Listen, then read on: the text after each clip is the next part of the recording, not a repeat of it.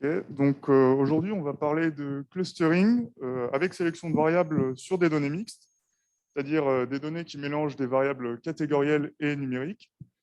Et c'est un travail qui a été fait par notamment Marie Chavant, Jérôme Lacaille, Magdalena Olteanu et moi-même, Alex Mourer, dans le cadre d'une thèse CIFRE qui est dans le cadre d'une thèse CIFRE sponsorisée par l'INRIA. Le SAM, c'est une unité de recherche de l'Université Panthéon Paris-Sorbonne et Safran.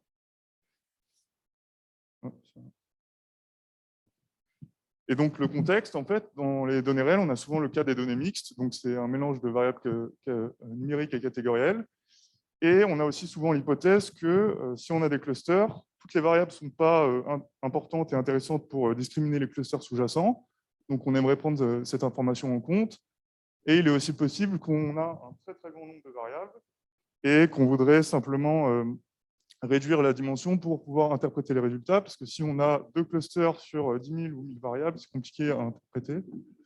Donc, nos objectifs aujourd'hui, c'est de présenter une méthode qui va pouvoir faire une structure en classification, c'est-à-dire du clustering, des groupes d'individus, et aussi de faire de la sélection de variables sur des données mixtes. Et notamment, donc, les motivations, c'est de prendre en compte le fait de cette information que s'il existe des clusters, on voudrait prendre en compte le pouvoir discriminatif de chaque variable pour pouvoir améliorer les résultats et surtout améliorer l'interprétabilité. Donc, on va présenter d'abord comment faire du clustering sur des données mixtes. Ensuite, on verra comment on ajoute une couche de sélection de variables. Et enfin, on verra comment faire la sélection de groupes de variables. Donc, rapidement, je fais un petit rappel, mais il y a déjà eu pas mal d'exposés sur le clustering. Donc, on cherche à faire une partition en k-classe des individus. Donc, chaque individu va être dans un cluster et un seul, et l'intersection de deux clusters, ça va être vide. Et on notera une partition PK, un ensemble de clusters C1 à CK. Et donc, voilà le type de critères qui va nous intéresser aujourd'hui. C'est des critères d'inertie. Donc, on va d'abord expliquer ce que c'est que l'inertie totale. On ne voit pas en haut. L'inertie totale, c'est simplement la somme sur les individus de la distance euclidienne au carré des individus au centre des données. Et l'inertie totale, elle est décomposable en deux quantités. Donc, l'inertie intra, qu'on voit très souvent en clustering, c'est la plus connue. C'est la somme sur les individus de leur distance au carré au centre de leur cluster. Donc, ça permet de rendre compte de l'homogénéité des classes, puisque si on fait la distance des individus au centre de leur classe, on arrive à savoir si les classes sont compactes et homogènes. C'est ce qu'on cherche en clustering, à faire des classes qui sont avec des individus similaires et justement que les individus similaires soient dans des classes différentes. Et on a aussi l'inertie inter, donc ce qui va nous intéresser aujourd'hui, c'est un critère de séparabilité des classes, puisqu'on calcule sur la somme sur les clusters de la distance au carré des centres des classes au centre des données, pondéré par le nombre d'individus dans chaque classe. Donc, c'est représenté par les deux graphiques qui sont en dessous. Et en fait, vu que l'inertie totale, elle est fixe, on a un jeu de vases communicants où minimiser l'inertie intra, ça va être la même chose que maximiser l'inertie inter, et donc de séparer les classes. Et donc, ce qu'on veut, c'est minimiser l'un ou maximiser l'autre. Et on a un algorithme pour ça, c'est l'algorithme des Kamins, qui va résoudre ce problème non convexe à l'aide d'un algorithme itératif, où si on a des centres donnés, on va trouver les partitions en affectant chaque individu à sa classe, à son centre le plus proche. Et ensuite, on va recalculer les centres une fois les partitions données, puis on itère. C'est un algorithme très connu. Et on va faire un dernier petit rappel de comment on peut faire du clustering classique sur des données mixtes. Donc là, j'ai pris un exemple. C'est les vins de Loire. Donc, il y a 31 variables et 2 variables catégorielles, notamment le type de sol et l'appellation d'origine. Et on voudrait faire du clustering sur ces variables. Et donc, on va, première étape, recoder ces variables pour obtenir des variables numériques. Donc, par exemple, les variables catégorielles, on va recoder les modalités en variables binaires, 1, 0. Et une fois qu'on a ce tableau de données numériques, ce qu'on va faire, c'est normaliser les données. Donc, en fait, en clustering, il est d'usage de normaliser quand on n'a que des variables numériques, de normaliser les variables numériques par l'inverse de l'écart type. Parce que si on a des variables de variance différentes, on va faire un clustering puisqu'on se base sur des critères d'inertie qui va plus dépendre de la structure en variance des données que de la structure en cluster.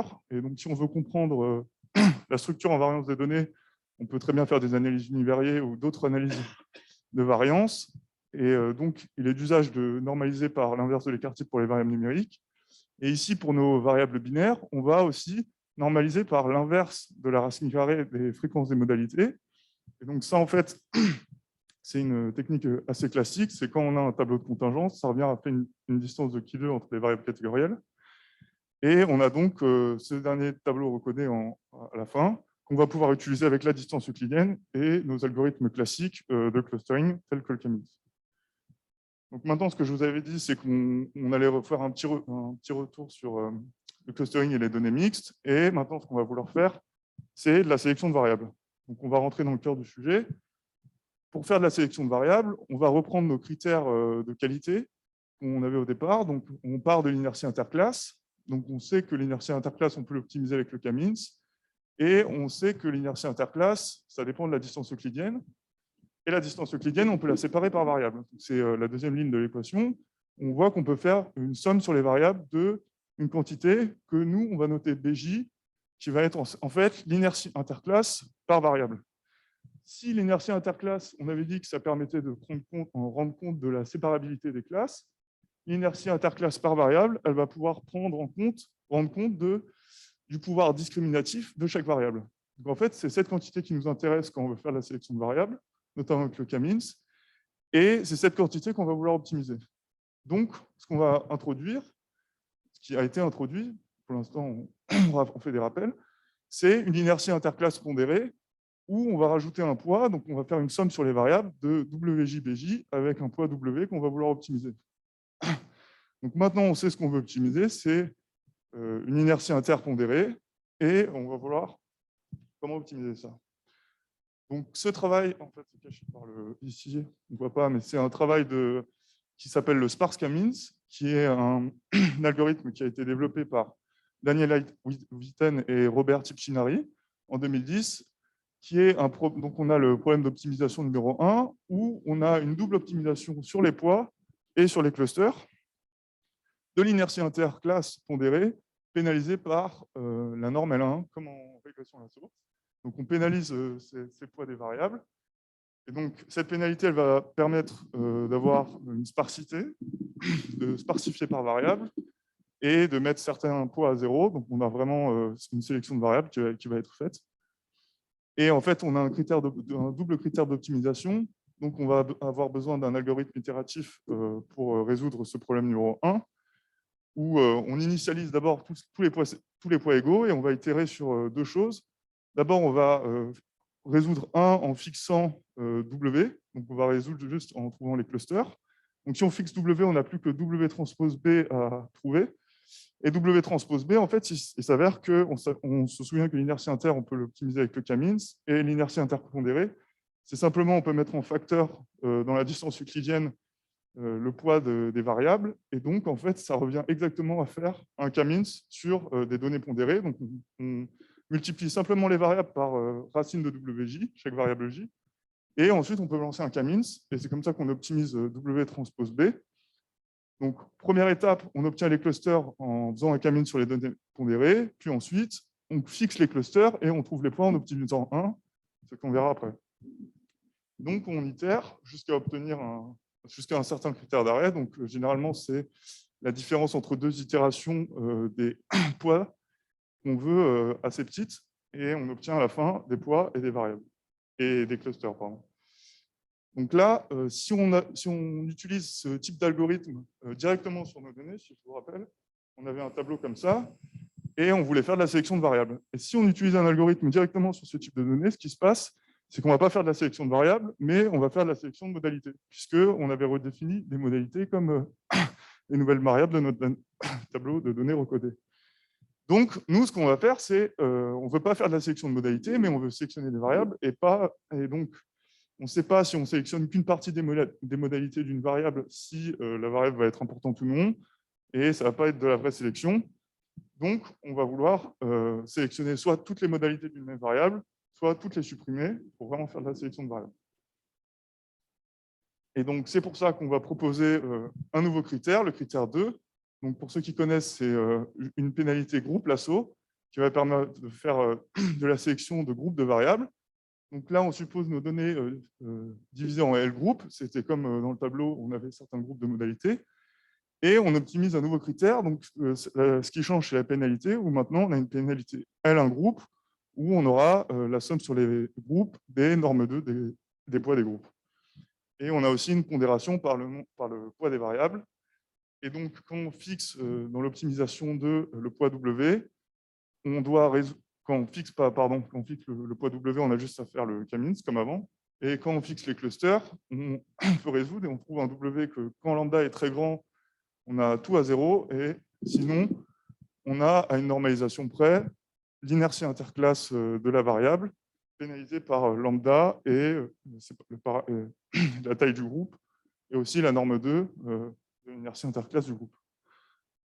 Donc, si on reprend nos tableaux de données, on a maintenant, on sait qu'on peut sélectionner par groupe grâce à la norme 2, et on va choisir nos groupes qui sont les modalités qui proviennent de la même variable catégorielle vont former un groupe, et les variables numériques vont être seules dans leur groupe. Donc maintenant, on va pouvoir faire de la sélection naturelle de variables avec notre sparse K-means sur des données mixtes.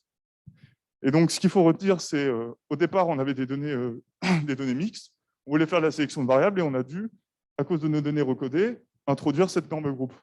Et il y a une autre chose qu'il faut retenir, c'est qu'on a, c'est pas écrit ici, mais en fait c'est caché, on a développé ça dans un package qui s'appelle vimclust, donc vous pouvez aller voir sur l'écran, et je remontrerai à la fin le nom parce que là c'est caché. Et donc ce package vimclust, il implémente notamment cette fonction dans la fonction sparse WKM. Donc vous appelez la fonction sparse WKM qui a besoin de deux entrées obligatoirement, les données de base, pas les données recodées, donc c'est avec les variables numériques catégorielles, et les clusters, le nombre de clusters qu'on a besoin, et ensuite il y a d'autres paramètres, type le nombre de lambda et des paramètres propres à la convergence du K-means. Et ensuite, on enregistre les résultats dans un objet sparse K-means, et on peut lui appliquer une fonction plot de notre package. Notamment la fonction plot, elle permet d'avoir ces deux plots ci-dessous. Donc on a classiquement, comme en lasso, le chemin de régularisation, c'est-à-dire le poids du variable à chaque lambda. Et on a aussi le chemin de variance expliquée, qui est un critère de qualité. Donc là, on voit que plus le lambda augmente, plus on sélectionne des variables, parce qu'il y a un nombre de poids à 0 qui va augmenter petit à petit. Et on voit que pour le chemin de variance expliquée, on a c'est-à-dire comment notre clustering explique la variance dans les données. On voit que pour un lambda assez élevé, c'est-à-dire 0,75, celui qu'on choisit juste avant le drop, on voit qu'on a la même qualité de partition que lorsque lambda égale à 0. Et donc, on voit qu'on sélectionne 10 variables pour ce lambda. Et donc, avec un tiers des variables de départ, on a la même qualité de clustering qu'avec les 31 variables. Et donc, en fait, on a un gain d'interprétabilité, puisque en fait, on a gagné avec seulement 10 variables, on obtient à peu près le même clustering. Et donc, je vous avais dit qu'on allait parler maintenant de groupes de variables, parce qu'on peut encore gagner en interprétabilité si on définit des groupes. Donc, a priori, on peut avoir des groupes qui sont donnés dans nos données. Par exemple, si on a des experts métiers qui nous donnent des groupes de variables, ou si on a, par exemple, des données génétiques, où on sait qu'on veut que plusieurs variables soient ensemble au départ. Mais il peut arriver aussi souvent qu'on n'a pas cet a priori de groupe, mais qu'on voudrait quand même faire des groupes de variables.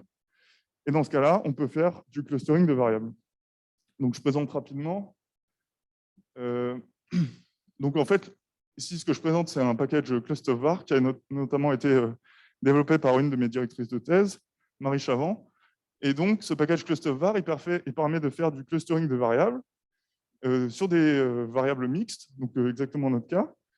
Et il a notamment la fonction hclusvar qui prend deux entrées ici.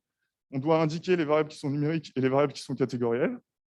Et on peut avoir du coup un clustering de variables qu'on a affiché. Donc ici, c'est un clustering hiérarchique de variables. Et les variables qui sont en rouge en bas, c'est les variables qui ont été sélectionnées précédemment par notre algorithme. Et on voit notamment pour le cluster qui est tout à droite, que la variable plante, elle n'a pas été sélectionnée précédemment, et pourtant, elle est très similaire de tout un groupe de variables qui a été sélectionné. Et donc, nous, ce qu'on voudrait pour améliorer l'interprétabilité des résultats, c'est que si une variable est similaire de variables très importantes, elle soit aussi sélectionnée. Et du coup, ça, c'est ce que va nous permettre cette compréhension en groupe de variables. Donc, on fait notre clustering de variables et on peut utiliser, du coup, notre fonction group sparse k-means, où cette fois, cette fonction, elle prend que des données numériques en entrée et on lui indique le nombre de clusters et les groupes.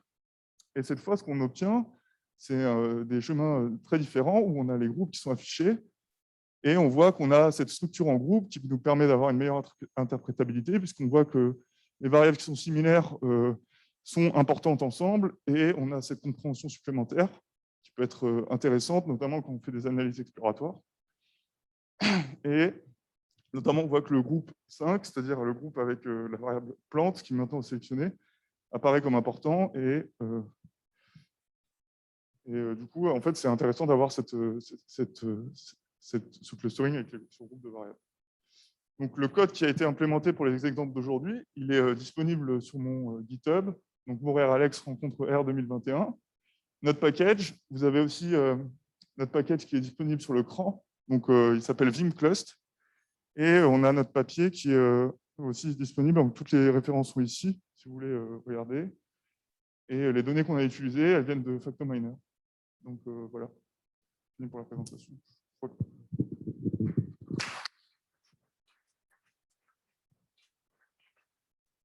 Alors, est-ce qu'on a des questions dans la salle ou sur le chat? Alors, je crois qu'on a une question sur le chat.